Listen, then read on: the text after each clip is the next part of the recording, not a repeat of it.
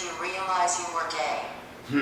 That's a good question. So I think we all kind of, like those who are gay, kind of have the couple stages, I would call them. So when I was 4, I was wearing my mom's heels, and I really liked them. And I said, "Mommy, am I a girl?" And she was like, "No, you're not a girl." I was like, "Oh, okay." And so I think that kind of was a point in the direction that I kind of liked feminine stuff. I always had female friends in elementary school, even high school, even now. Like my friends are always like predominantly female. And then as soon as I hit high school, that's when I saw lots of dating and relationships kind of happening. I got in a couple of relationships myself with a couple of girls, and when I was dating them, I knew something wasn't right. I wasn't feeling right. So then I kind of was thinking about it, and I was like, you know what, I don't think women are right for me. I think I'm more attracted to men, and I had a few experiences in high schools with guys, and that's when I really realized who I was. So yeah. How did the people closest to you react? Really, really well, and you know, almost too good. You know, I heard throughout growing up a lot of horror stories. I was involved with some theater groups and stuff at the time, and they were more like I heard about some of their histories and their relationships with their families, or lack of relationships, I should say. And so I was really scared of how it was all going to happen and come out. I came out to my best friend in grade 10 whilst dating a girl, so that was good. But yeah, I guess, well, I was confused then, right? I didn't really understand. And then I came out to a couple more friends in my circle. I came out to my mom when in grade 11. I was watching the movie Milk. Have you seen that movie? Harvey Milk? Milk, it's called. No?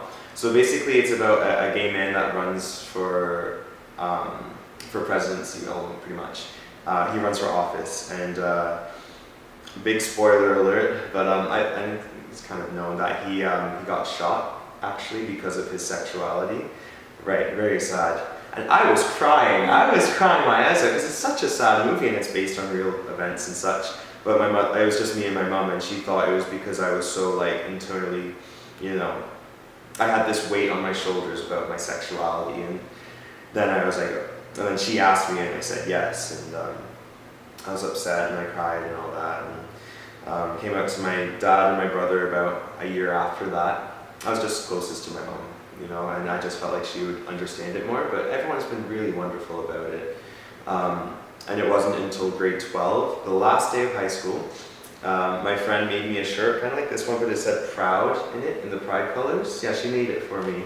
And I wore that as my coming out shirt, which was really cool. And I was like ready to be like, oh no, like I had queer theory under my belt. I was ready to take down anyone that would like challenge me and say otherwise. But really, no one said anything. Maybe some people assumed, maybe some people didn't know. But yeah, when I came out, everyone was, you know, super supportive and happy for me. And having kind of like that support is gold in the community. You know, having parents that understand, and or at least are willing to try to understand what it's like to be a gay male, what it's like to be a bisexual female, or anything like that, right? So they were really helpful. So yeah, really good, too good.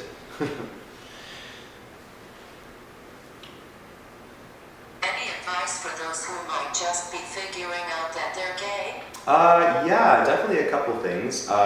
First of all, always stay true to yourself. I know that's really hard to hear, like, because when I was coming out, I felt like I was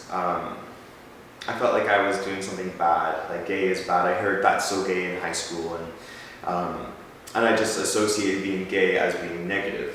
So that really, I tried to repress those feelings. I tried to like stop them all completely, and it really gave me some, you know, depression, some mild depression and anxiety going to school.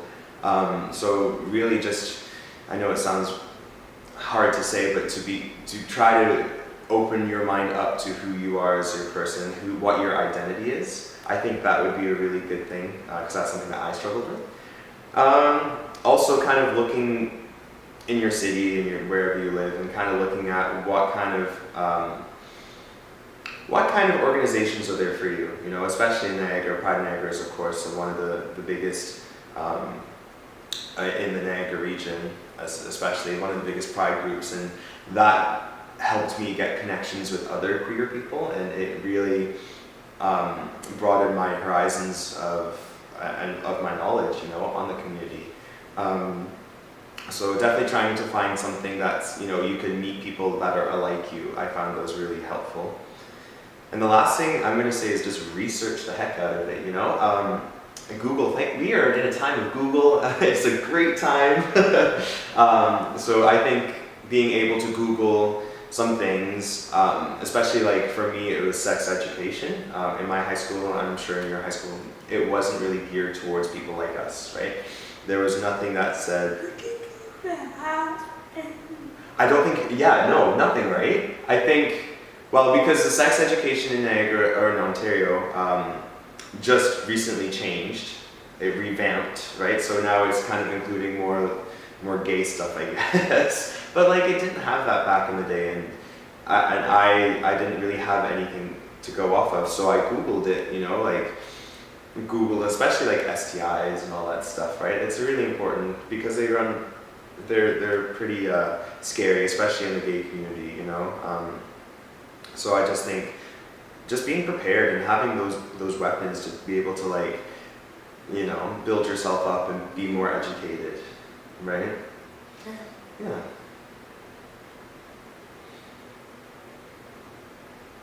What is it like being gay? The good and the bad? I made a pros and cons list, so I'm going to kind of look off that a little bit. Being gay myself, it's given me kind of an identity. You know, it's a unique one. Not too many people are in, well, a large number are, but compared to, you know, straight the heteronormativity of the world, it's kind of like a unique thing. You know, you might be like one of the few gay friends in your social circle, or you might not know too many people. So I find having that kind of was a positive, because I built from that, you know, and how I am as a person, who I am as a person. Being gay isn't just me, it doesn't define me, but it helps with my identity, you know? Yeah.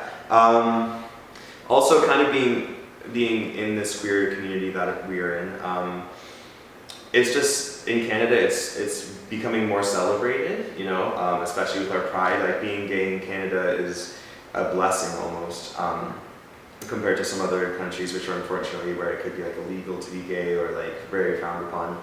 So just being part of a culture, meeting other people in the same cultures, and like, I have some friends today that I wouldn't have had if I wasn't queer, you know, and I'm really thankful for that. So thankful for being gay.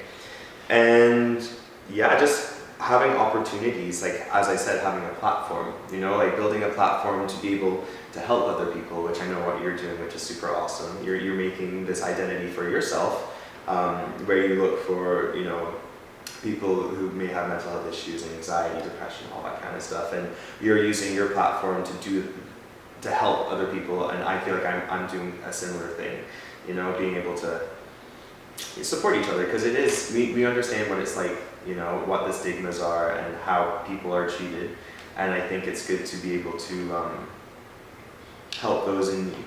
You know, we kind of become like, I don't know, people that like look up to us, and that's a good responsibility to have. Okay, negatives. Just all around hearing like the slurs and the derogatory sayings and stuff like that, and you know it's kind of geared towards your community. Like slurs of like, if someone says that's so gay, and then that's like taking your community down a little bit, and I hear that commonly, especially with kids, or you'll hear things like that's so retarded or something, and it makes you angry, right? You're just like, use a different word, you know? It's something so simple, but I think that's something that's negative. Yeah, just kind of going with like the mental health issues and stuff like that. Like, as I said, I was mildly depressed in like high school, and you know, a lot of people in the LGBTQ communities are more prone to kind of being more susceptible to that kind of stuff because of the hardships of what it's like to come out, to figure out who you are, like your mental battles between, you know, figuring out everything. And again, the lack of sex education and, you know, forming relationships with people. It's just kind of difficult to find information on that. Or even like, my biggest issue was trying to find a doctor that would, you know, not be homophobic. Like I had a horrible time with this one person in the Niagara region who just was not helpful for me. He didn't give me the time of day. He didn't want to talk about it. It was very like taboo. So thankfully I moved to a different doctor who was absolutely wonderful. We gossip and all that good stuff, right? So, but even then I shouldn't have to fight for, you know, my own medical health. I shouldn't have to fight for that, right?